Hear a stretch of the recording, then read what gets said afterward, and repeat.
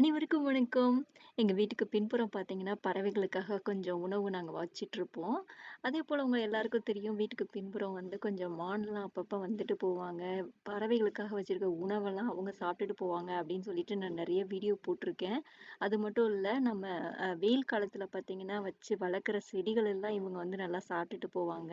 இந்த குளிர்காலத்திலயுமே பார்த்தீங்கன்னா, பறவைகளுக்காக வைக்கிற அந்த உணவெல்லாம் என்ன பண்ணும், நைட்டு வந்து இந்த மான்கள்லாம் சாப்பிட்டுட்டு போயிரும். காலையில பார்த்தீங்கன்னா, அந்த காலியா இருக்கும். அந்த பேர்ட் ஃபீடர் பார்த்தீங்கன்னா காலியா இருக்கும்.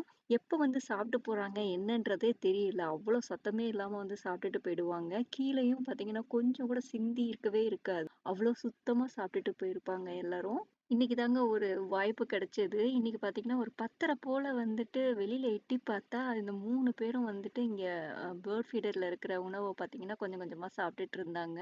அப்பாடா! ரொம்ப நாளா எதிர்பார்த்துட்டு இருந்தது. எப்போ வந்து சாப்பிடுறாங்க? எப்போ போறாங்க? எப்போ வர்றாங்க? எத்தன பேர் வர்றாங்க? அப்படின்றது தெரியாம இருந்தது. இன்னைக்கு இன்னைக்கு பார்த்தாச்சுங்க.